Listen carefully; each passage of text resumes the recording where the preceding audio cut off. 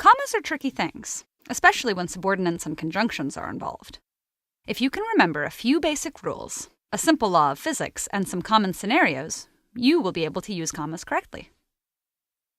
I like to think of the different parts of our sentence as characters. Let's meet a few of them. The tiny conjunctions, the mighty subordinates, and the clever comma. Conjunctions are small and nimble.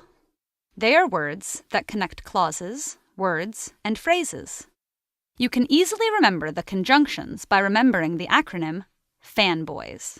The conjunctions are for, and, nor, but, or, yet, so. Because they're so small, more often than not, they require the help of a comma, but not always. Subordinates, on the other hand, are the WWE heavyweight champions of sentences. They are words that connect two unequal things, dependent and independent clauses. Subordinates make it very clear what is being prioritized in a sentence. Commonly used subordinates are although, because, before, however, unless, and even though. Because subordinates are all about power, they can do a lot of heavy lifting by themselves. But, of course, sometimes even the strongest among us need some help from our clever friends. Because our clever comma is so nice, she often roams her neighborhood looking for some community service to do.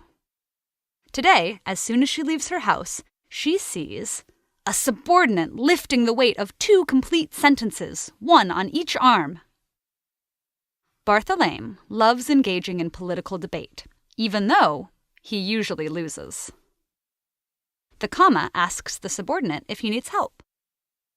Well, we know that subordinates are the WWE heavyweight champions of sentences. They can easily hold the weight of these 2 complete sentences because they are distributed evenly on both arms. So, when the comma asks if it can help, the subordinate is appalled at the idea of needing assistance. No thanks. Maybe next time. So the comma continues on. Soon, she sees a couple of subordinates attempting to lift the weight of sentences directly in front of themselves. Even though Bartholomew loves to sing, he never sings in front of others. The comma asks the subordinates if they need help.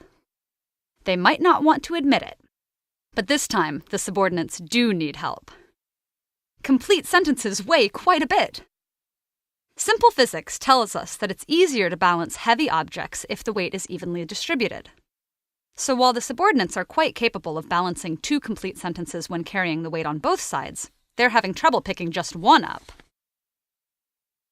The comma rushes over to help the struggling subordinates. But how will she help? When subordinates begin sentences, the comma will place herself directly after the first thought or complete sentence. After helping the subordinates, our comma heroine continues on and spots a conjunction holding the weight of 2 complete sentences. Bartholomew was accepted into the University of Chicago, and he is on the wait list for Stanford University. The comma asks the conjunction if he needs help. Of course he does. Hurry! The comma rushes and places itself before the conjunction. Fanboys aren't as militant as subordinates. For this reason, the commas don't have to fall in line behind the fanboys. Fanboys are courteous creatures. They allow the comma to go ahead of them. Helping others is hard work. On her way home, our comma sees a conjunction holding up the weight of a complete sentence and a fragment sentence. Bartholomew is going to major in molecular biology, or interpretive dance. The now exhausted comma asks the conjunction if he needs help lifting the items. This is one of the rare occasions where a conjunction doesn't need the help of a comma. The conjunction assures the comma that help isn't needed, which is good for the comma, because by now all it wants to do is go home and rest up for another day of vigilant sentence constructing.